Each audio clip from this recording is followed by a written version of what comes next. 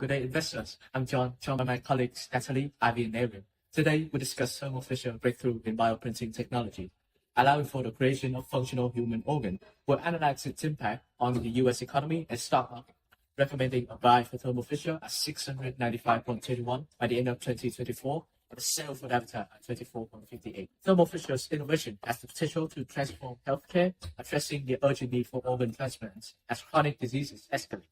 This advancement could reduce transplant wait times, lower healthcare costs, and improve patients' outcome.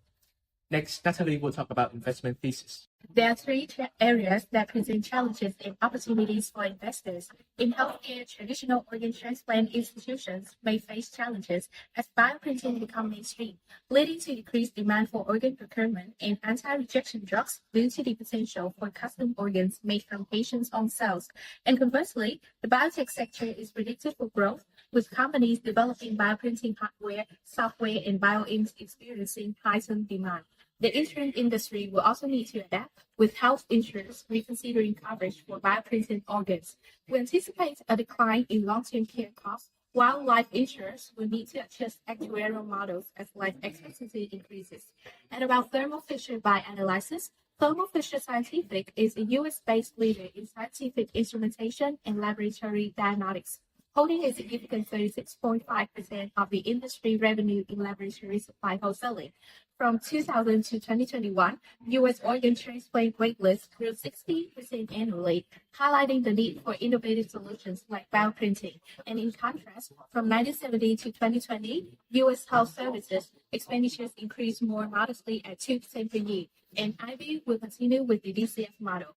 Our growth projections for Thermo Fisher are based on a recent search demand. There are two revenue segments. First is laboratory product that account for 53% of the revenue, are projected to grow conservatively from 16% to 4%, and other services are 47% of the revenue.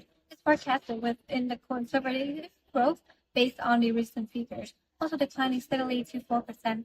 We anticipate that demand for bioprinting will decline to a terminal growth rate of 4%. As more companies they are master bioprinting, normalizing supply will stabilize the demand at the terminal value, and the beta is expected to remain stable at 0.78, with the cost of debt is at 5% and a WACC of 6.58%. We target a share price of 695.21 for Thermo Fisher. This implies 13% upside value.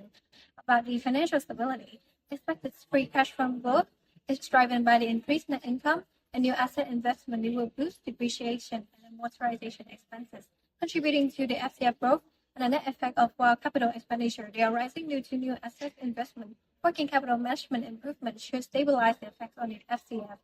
And about the value and sensitivity, our discounted cash flow analysis suggests that Thermo Fisher stock may be a bit undervalued at a terminal growth rate of 4%. And the comparable valuation indicate that the company trades at a premium compared to the peers. Most noticeable is EV over EBIT and EV over EBITDA multiples, indicating that the investor they are willing to pay a higher price for Thermo Fisher earnings. Next, Erin will talk about the DaVita sell option. DaVita is a permanent provider of kidney care services, specializing in dialysis for patients with end-stage kidney disease. DaVita revenue is primarily from the U.S. dialysis, accounting for roughly 91% in the last 3 years. The emergence of organ bioprinting negatively affected segments, contributing to a negative 4.55% growth rate.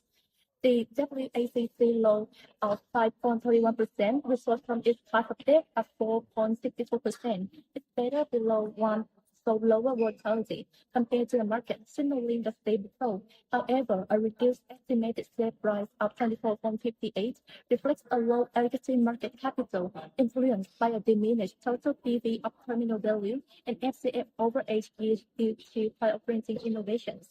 The low projected FCF results from a terminal growth rate of negative 5% by 2032, attributed to bioprinting impact on dialysis. High capex shows a company is investing heavily in PPE for the future growth to update outdated technology and meet new demand. DaVita price to earning ratio is lower than competitors, indicating a pessimistic outlook. The rise of bioprinting adversely affects DaVita, risking its market share as it struggles with outdated technology compared to Thermo Fisher.